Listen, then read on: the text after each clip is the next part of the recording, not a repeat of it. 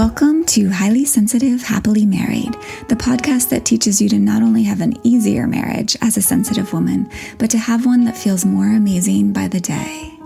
Where you'll hear relatable stories, love advice that works, and coaching on how to have a marriage where feeling upset and disconnected is a thing of the past, and where instead a sense of loving connection and even fun and lightness is the norm. I'm Hannah Brooks, highly sensitive person, love expert, and marriage coach, and I'm so happy to be on this journey with you.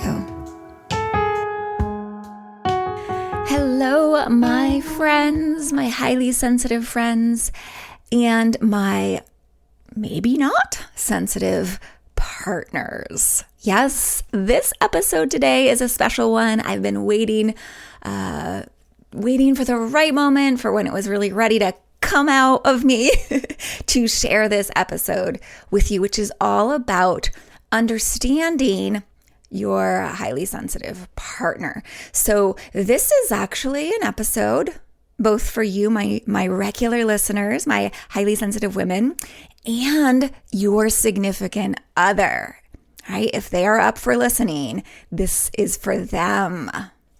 So he or she can understand you a lot better. Because one of the big issues for highly sensitive people in this world and in our relationships is how we feel misunderstood and are misunderstood, right? This can lead to unnecessary issues. And it's just because everyone is not educated about the differences and the things that are going on for sensitive people. So I want to clear up any confusion. I want to help both you and your spouse understand what this highly sensitive thing is, how it impacts your marriage, and how you as a spouse of a highly sensitive person can best kind of support and work with her sensitivity. I truly believe that if I had understood this and my first husband had understood this way back in our marriage, we wouldn't have had such a hard time and we wouldn't have potentially even gotten divorced. We would have been able to have a great marriage ongoingly. My husband and I now, we do understand this, obviously, and it helps tremendously to not just keep us from having lots of struggles in our marriage, but actually to have one of the best marriages I have seen in the world. So, if your partner isn't listening yet and you'd like him to listen, I highly recommend you invite him to. Of course, I want to be careful. There's no forcing here. We're not going to insist, but I highly recommend just making a request. Like, hey, I'd love it if you'd listen to this. Would you be up for that? I think it would really help us and you and me and all involved in this marriage, in this relationship. And if for one reason or another he's not up for it, it doesn't matter. It's still going to help you. So you as a highly sensitive woman, either way, whether your partner's on board for listening or not, I highly recommend listening to this episode for yourself so that you can help understand your own sensitivity and therefore be able to support yourself even better.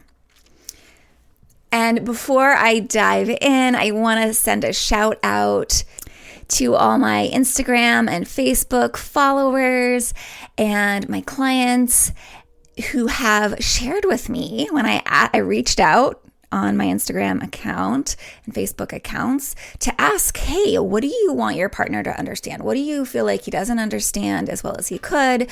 And I got a bunch of answers, and I'm definitely weaving those answers in. It really helped me know what was most important to share on this episode. So thank you so much. And if any of you are like, hey, you missed something, feel free to message me or email me.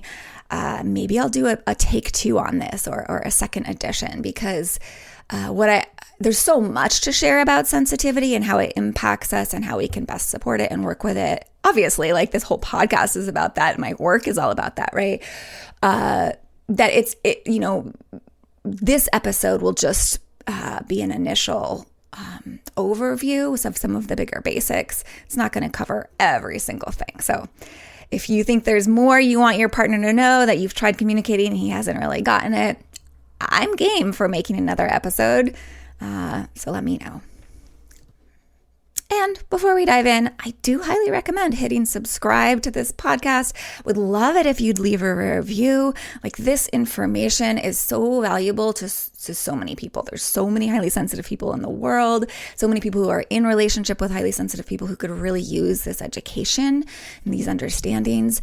If you leave a review on Apple Podcasts, it actually makes it reach more people. So please, that would be such a tremendous favor, not just to me, but to all the highly sensitive people who it will eventually reach because of you leaving that review. Okay, so let's dive into a basic rundown of what the high sensitivity trait actually is and how it can impact things. And then we'll get into how you, as a spouse of a highly sensitive person, can show up best for and work with her sensitivity so that you can have an amazing, wonderful relationship and avoid a lot of the snafus and struggles that can come along with not understanding high sensitivity. First off, so key to understand is your partner's high sensitivity is not something she made up. It's not something she chose. It's not because she's dramatic. It's not because there's something wrong with her. In fact, it is a genetic trait, scientifically studied, researched, found to be a thing, a true, real thing. And it's a trait that's found in 20 to 30% of humans. That means in more than 1 out of 5 people. And a similar percentage in many other species as well. Okay, so this is a biological trait that obviously has been selected for as an important part of being an alive creature, right? It helps us survive, and I'll talk more about that in a bit. It is actually officially called sensory processing sensitivity. That's the scientific name for it. And it is not a disorder. Got it? It's an important, helpful attribute for our species and other species. It is found equally in men and women and all genders, right? So that might be surprising too. And I think it can be harder to spot in males. I think as women, it's more accepted that we're a little quote unquote sensitive, right? But because of socialization in our modern world that tells men it's not okay to have feelings or be sensitive, it can have the tendency to get squelched in males. So if you're a spouse who's listening, I invite you to listen to this for yourself as well. It's highly possible. Like, you've got a 1 in 5 or 1 in 4 chance that this is actually you too, that you're also highly sensitive. So listen in. It can really help you understand yourself. And actually, if you are highly sensitive, to feel better about yourself. And of course, to feel better about your partner when you understand all that I'm going to say about it today. So again, it's officially called sensory processing sensitivity. We tend to refer to it as highly sensitive or HSP, highly sensitive people. I love it when people refer to it as having a finely tuned nervous system, because that's really what it is. As sensitive people, we have a nervous system that actually is more sensitively aware of and attuned to stimulation, sensory information, both outside of us and inside of us, right? We see and take in more deeply than non-highly sensitive people any information in the environment outside of us and any information or stimulation that's coming from within us. So if you've heard, for example, the term super smellers, that's most likely referring to highly sensitive people. Some of us have super sensitive noses and can smell things and identify things really precisely. And I want to make sure I don't forget to say high sensitivity can show up a little differently in each of us, right? So you may be a highly sensitive person, but you might not be a super smeller. to you, it may be other aspects of this trait that are stronger or that stand out. So there is a spectrum within high sensitivity, and in certain aspects of it can be you can be more sensitive in certain areas than others. You can also be more sensitive. Like there's a continuum. We can be sort of highly sensitive, right? We can be a little bit highly sensitive, or we can be super highly sensitive. So because we're so sensitive, we see what others miss. We're very sensitive to sound, to energy, to like moods, or like a crowded room is often like overwhelming or too much for us, too much stimulation if we're in that space for a long period of time. I recently spent half a day with my husband in Montreal in one of the museums of art there, and it was seriously crowded. Like one of the exhibits was so packed, and I hadn't had that experience in a long time, but not only was I in a new city, sort of being inundated with all these new sights and smells and noises, but then being in the museum with this crowded people and looking at all these images, I felt so, like I almost started to feel like I wasn't even there, like a little dissociated. I wouldn't say this was a trauma response. It was just like, my brain was kind of shutting down because I couldn't continue to take in that information. I just started to feel awful. I have some hacks, some tricks about how to take care of that. So I used those, and that helped me get through it. But that's a really common experience for us. It can just be too much stimulation can be just way too much. Also, our feelings. We've got big, deep feelings. And this really matters in your relationship if your partner is sensitive. So the other parts of sensitivity, like I was just talking about, the sort of sensory overstimulation or sensitivity, that can affect your marriage, right? But this feeling part is really big. Like, for example, the sensory part, like I have a hard time sleeping with the lights on at all. And I think that can be really common for sensitive people. We're sensitive to too much light or too little light, or right.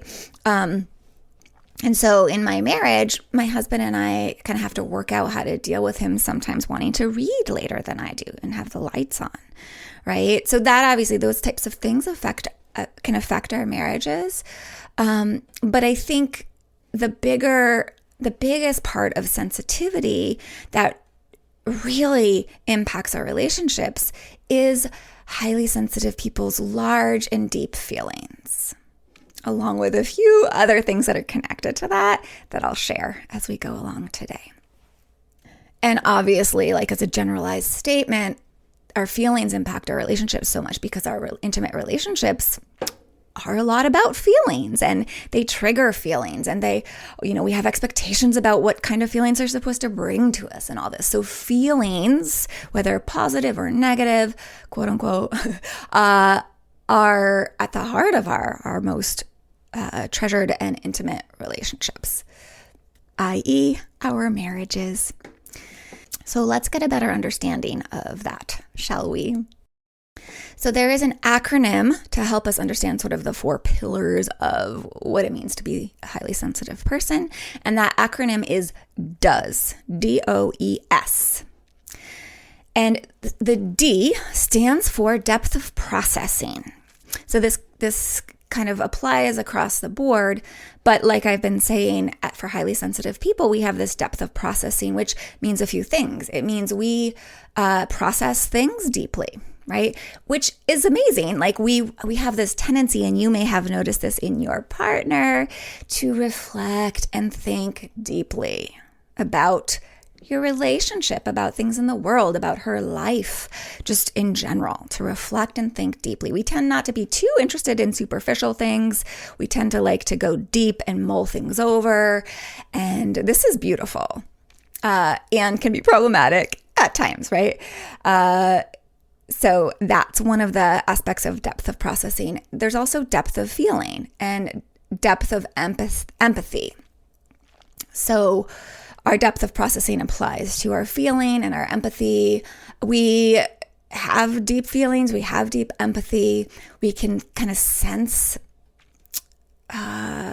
what others experience to usually a degree greater than non-highly sensitive people.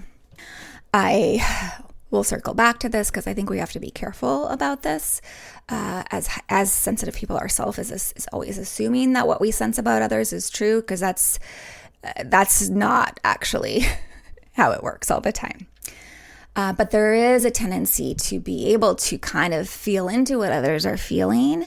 And that's lovely on one hand because it does help us connect, but it also means as sensitive people, we can take on what other people are feeling, and that can be hard, right? So like you as a spouse, like if you're feeling really stressed and overwhelmed or angry or really sad, for your partner who's sensitive, that can be kind of an intense experience for her as well, especially if she hasn't learned how to kind of have more energetic boundaries and take care of her own feelings and sort of separate her own feelings from your feelings, which is definitely something she can do. She can learn to do. All right, so that's D. The O in does stands for overstimulation or overwhelm. This is a big one for us, and it comes because of the D, right? The depth of processing. It's just easy for us to be overwhelmed more quickly because we have this deep processing, because we're taking in so much information. Often, we take in more information than you do if you're not sensitive at a more rapid rate, which just means even if we have a high threshold for stress, it gets filled up faster, right? So really, it can lead to our nervous systems being on information overload or just overwhelm. And so if your partner seems to get stressed easily, she probably does. She's actually taking in a lot more information than you potentially are. And this can lead, when a nervous system is chronically overstimulated, we can end up with anxiety or depression. And so it's more common for highly sensitive people to have more anxiety or to have more depression than non-highly sensitive people. Again, this is something your partner or you can learn to mitigate and work with. And it's actually, to thrive as a highly sensitive person, you really need to get on board with supporting your nervous system. It's huge. All right, moving on to the E. And this stands for emotion. Again, it's depth of emotion, but in this E, I want to talk about how we're, as sensitive people, we can be more reactive to our emotions because we feel these emotions so intensely, way more than non-highly sensitive people. We can end up showing it more, right? And speaking from that high emotion. So this can be beautiful because it can mean that we feel really like positive emotions really intensely, and it's lovely when we're showing that, right? But when it comes to the quote unquote negative emotions, we can feel those also more intensely and act from that place. Sometimes in ways that impact our relationship negatively, sometimes in ways that we feel bad about later, right? And this happens especially when we haven't learned how to not act out our feelings. And that is a skill that it's really important for highly sensitive people to develop, but it isn't taught isn't taught. And so if your partner kind of reacts out of her emotion a lot, understand that's because her emotions are so intense. And just like you, she hasn't yet probably been taught how to not kind of react so strongly out of them. That is some of the work that I do with my clients, and she certainly can learn how to do that. But it's challenging when you don't have those skills. Okay, last one, the S. This stands for sensory sensitivity. So again, I've kind of talked about this already, but we're always processing so much stimuli, right? So much sensory stimuli. And we're processing that stimuli in a super concentrated sort of form, right? So again, it can seem like we have a low tolerance to like extra noises or smells or light. And it might not be so intense for you, but to us, it can be very uncomfortable. So an example of this is like if my husband has a glass of wine or a beer and I don't, or if he eats a bunch of broccoli and I haven't, or if he eats garlic and I haven't, like his breath can be super strong and yucky to me when I get too close. The smell seems really strong to me, even if it might not seem strong to someone else. So one way to think of this is that we have kind of lowish levels. It's actually not true that we have lowish levels, but it seems like we have low levels of tolerance for sensory information. We actually have decent levels of tolerance. It's just there's so much sensory information that it seems like we have low levels. And again, this is all research-backed and scientifically studied. So this is truly, if your partner is highly sensitive, this is what she's experiencing. This is what she's living. So although it can be challenging, especially when we haven't learned how to work with our trait and really honor it really well, high sensitivity is actually an evolutionary advantage, and it can be a gift, right? So it's an evolutionary advantage because we as highly sensitive people are super aware, right? We take in all the information around us, and that allows us to be really vigilant, really aware of danger, right? And so our species survival is in large part due to highly sensitive people, due to this trait, right? Our keen observational skills really have been a heroic force in allowing our species to survive as it has and thrive as it has. It's what's kept us from being eaten by the tigers. But the same awareness of nuance and focusing on looking for what's wrong, right? Looking out for where there might be danger or problems. This really has us focusing on, what could go wrong, right? In our modern relationships and looking for what's wrong and maybe even finding problems where there actually aren't any. So this can also show up because of this. It can look kind of like your partner being more critical than you might like, right? And than she might like, right? So sensitive people can have this tendency to be a little critical or a lot critical. And I think it's really important to understand this. It's key to understand that highly sensitive people have what we can call a high negativity bias or a stronger negativity bias, right? Where we're seeing what's negative, what's bad. But that's not bad, right? Again, this has been a really important survival strategy for our species, to have part of our species have this stronger negativity bias. It's just not terribly useful in a committed modern day relationship. So this again is one of the reasons I work with highly sensitive people, to help them learn how to not let that part of their trait take over and really dominate and hurt their marriage. But it is important to understand, if she sees negatively or bad, she sees things you're doing wrong, it's not that something's wrong with her. It's partly how she's biologically wired. And I'll talk more about this because there's such beautiful things about high sensitivity that make this little part of it, especially when she's learned to work with it, really not an issue in your relationship, and you can have an amazing relationship. Another thing, which I'll circle back to a little bit later, is how much we love as highly sensitive people depth, right? And that can look like really enjoying deep conversations in our close relationships, getting to the heart of things, right? And deep rather than surface level relating. We also have this another lovely thing here is we have this natural inclination towards deep care and consideration of others, probably also due to our very deep empathy as highly sensitive people.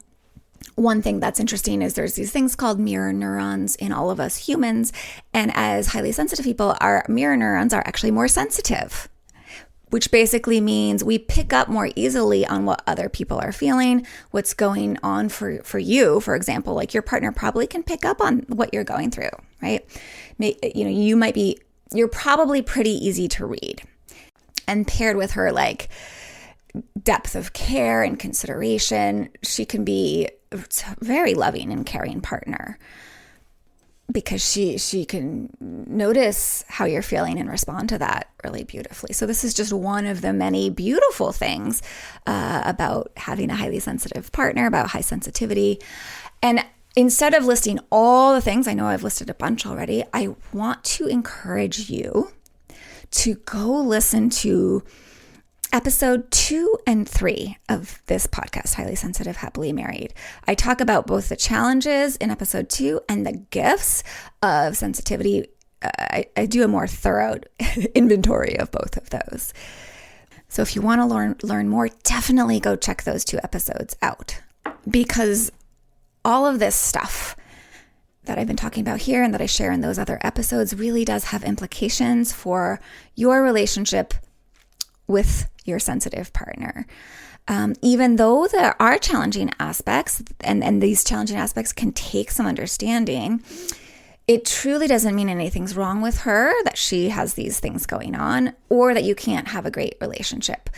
And although I do believe it's her responsibility to learn to best work with this amazing and challenging trait, so that it can be the gift it's meant to be, you also, as her partner, can understand it and learn to work with it to have the best relationship available on this planet. I truly believe that. We as HSPs are cut out for that. And if you support that and she supports that in herself, you're going to have such an amazing relationship. Now, the real purpose of this episode was to help you do that and to really understand, right? So let's dive in to how you can relate to her and what you can consider in her, or in other words, what you can keep in your mind to have this thriving relationship with her. So, spouses of highly sensitive women, perk your ears. As I've been mentioning and referring to, highly sensitive people pick up on minute details about people better than non-sensitives, right? They pick up on minute details about people, places, and situations, right? That actually give them more insight beyond just like surface level. So another way of putting this is your partner is highly sensitive or highly aware of others and the environment. And this means a lot of things and impacts your relationship in various ways. So for example, your tone matters when you're speaking with her. She is more likely to get triggered or kind of more emotional, right? If you're speaking with a tone, the kind, like if you're annoyed, if you're angry, right? Or even if you're kind of just dismissive, right? If it's not, right, even if your kind of upset tone isn't coming from being upset at her, she can feel it, right? This for sure doesn't mean you're not allowed to have feelings. Of course you are. But just know that tone is likely to affect her, perhaps more than you wish it would, right? So that's something to be aware of.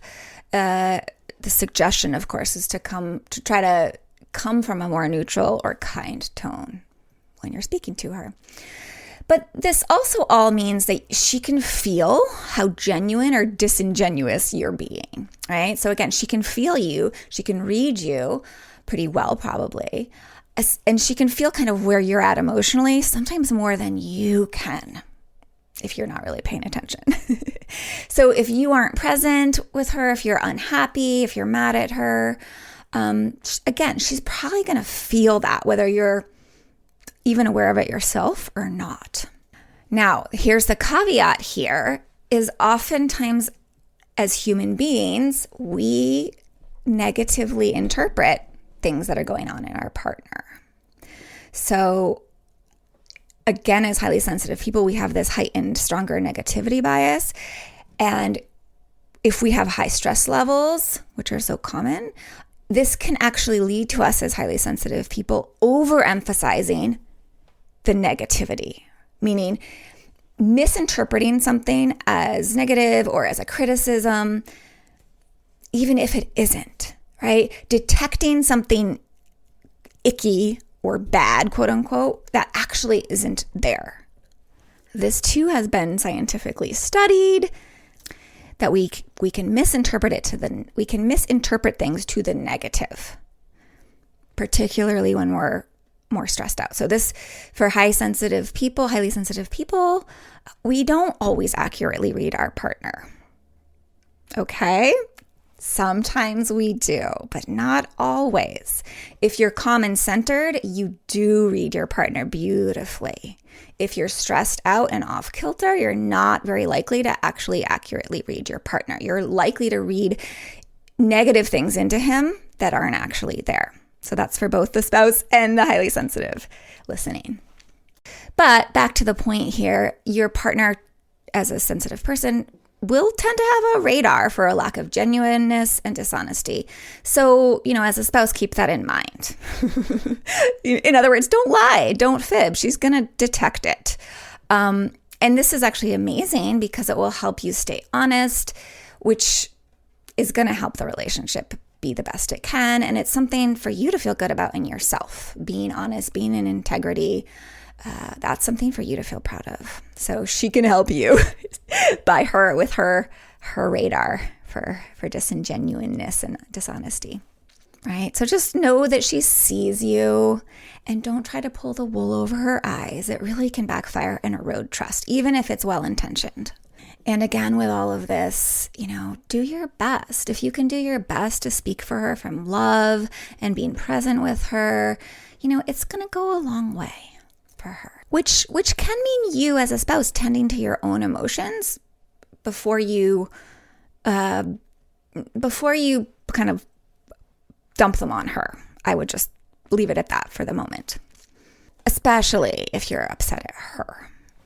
See if you can deliver that in a way that she can really hear and make sure she's in a centered place and ready to hear what you have to say. Okay, next tip. If your partner does fall into that kind of critical place or she's kind of grumpy, try not to take it personally. Remember that she's got a brain that can tend to see the negative more than she probably wishes it did. So give her the benefit of the doubt and trust that she loves and cares about you, all right? Even if she falls into these critical places. If you don't get all defensive and grumpy at her when she's slipped into that sort of highly sensitive person critical brain space, you won't stoke the fire and kind of escalate things. Both of you will really be so much happier. This doesn't mean not sharing how you feel about it. If she's being critical, you can certainly share how it affects you. But reacting with defensiveness and grumpiness back at her is not the solution. And on that note, really connected to this is another tip in general and for when she's grumpy. So key, okay? Give her time to be alone and do her own self-care. If she asks, and even if she doesn't ask, this will really help her get back into and maintain her loving, bright self that you love. And I'd suggest actually encouraging time alone for her regularly, right? For highly sensitive people, we need down and alone time. It's kind of like brushing our teeth, right? It's like hygiene. It should be a very regular part of our life as HSPs. So helping your partner get that, if your partner is a sensitive woman, is going to be imperative to have a really good relationship with her and for you to feel happy and for her to feel happy. Also, again, as we can get easily overwhelmed or stressed, when that's happening for her, this is really interesting. She may not even see it. Right? When I like to kind of joke that when we as highly sensitive people are really stressed, we get really insensitive, meaning, yes, potentially not so nice and kind of grumpy, but also not so self-aware, right? It's kind of like when we're stressed out, our awareness, our sensitivity can kind of go offline, at least the good part of our sensitivity. So we might not notice when we've gotten completely overwhelmed. And So if you can notice, if you can be aware of when that happens and encourage her to take some space, do what she needs to do to take care of herself, this is going to make her and you happier in the long run, right? Because again, when she's centered, she's going to be such a light in your life. So space and time to be alone is so key for her. And along these same lines, if she's seeking that time alone, please know that it does not mean anything is wrong with her or with you. It's just that we need time alone. I remember one of my clients sharing how she helped her partner understand that although she loves going to concerts, for her, she may need to, when she starts to feel overloaded, overstimulated, is like find a corner and huddle under her hooded sweatshirt by herself for a little while, right? And that didn't mean something was wrong. It was just her doing what she needed to take care of her system. So if your partner kind of needs to quote unquote introvert like this, it's a good thing, right? She's taking care of her system. And once she has, she'll be back to her non-overstimulated, bright self. And for some of us as sensitive people, there may even be whole days that she may need to be isolated to get her energy back. And truly, it's nothing against you if she wants and asks for that. Next key to have the best relationship with her that you can. Have compassion for her, for us as sensitive people. Have this understanding that I've been helping you have, right? But bring compassion, because the truth is, as a highly sensitive person, the world can feel a little harder. Some of our struggles are very real in this not so sensitive, not built for us society, right? There really are these day-to-day struggles that come with being a highly sensitive person, such as the super fast pace of life, the production kind of oriented go, go, go society, pump out, be productive, right? At the tons of stimulation left and right. Like even for me, I kind of live in a small town on the edge of the country. And, left and right, there's stimulation, right? There's like the social media, there's news, there's kids. It's very hard to avoid in this world. So it's kind of, as sensitive people, it's an onslaught. And even for you, if you're a non-sensitive person, it's an onslaught. So imagine for someone who what it's like for someone who those things hit faster and deeper, right? It can really be a lot, right? So there's some other stuff here, like there's this deeper feeling, and there can oftentimes be a lower self-esteem.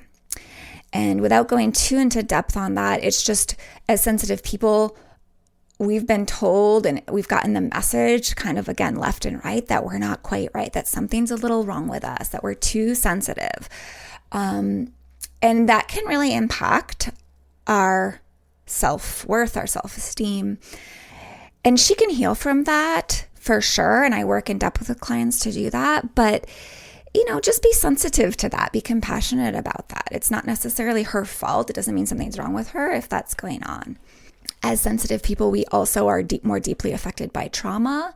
We oftentimes have more experiences of trauma because things can traumatize us quicker. And also just higher stress levels. So all of this is hard. It can be hard. And again, it doesn't mean they're trapped as highly sensitive people. We're doomed to doom and gloom. Not at all. But just as a partner of a sensitive person, just to be aware, right, that things may actually be more challenging in life than for you, until she's really learned how to honor and work with her sensitivity really, really well, and maybe even healed some stuff. That compassion for that in her will go a long way. This doesn't mean pity, because she's amazing and strong, but just having some compassion, even, kindness and understanding around it. All right. How do you deal with her big feelings? So again, I think one of the biggest things is just being aware of the degree of the intensity and the feelings and even sensation. So slight side note, as sensitive people, we can feel physical pain more intensely, just like we can feel emotional pain more intensely. So just, again, be aware that she may need time and space to process her feelings. And if she is having big feelings, like say she's having one of those days where she's teary-eyed a lot or she's crying, or right, it doesn't necessarily mean something's gone terribly wrong. And you don't even have to try as a partner to offer solution or fixes when she's having these feelings, especially when the feelings aren't about you. Sometimes we just need to have our feelings as sensitive women. So let her have them. Don't worry that something's going terribly wrong. And if she's open to it, it can be lovely for you to support her in that by just being near her, telling her you're here for her if she needs anything, or holding her hand or rubbing her back. Obviously, noticing if that's landing well for her or not. Sometimes it's too much for us. Sometimes it's perfect, right? But don't try to talk her out of her feelings unless she's ready for that. And you can ask, like, hey, do you want some support in shifting this, or you just want to process them? And again, certain things that for you may be normal or no biggie, right? No big deal, can upset her. But remember that she feels everything a million times more, right? Like it's like she's got the volume turned up on her feelings. And that doesn't mean she's being irrational or crazy, right?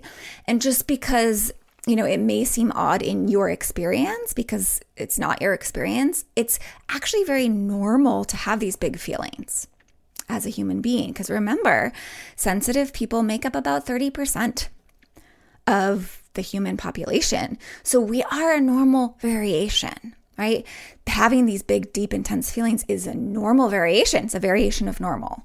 And it doesn't make us irrational or crazy, just different than perhaps you. So accepting this will win you so many points and also just bring both of you way more peace in your relationship.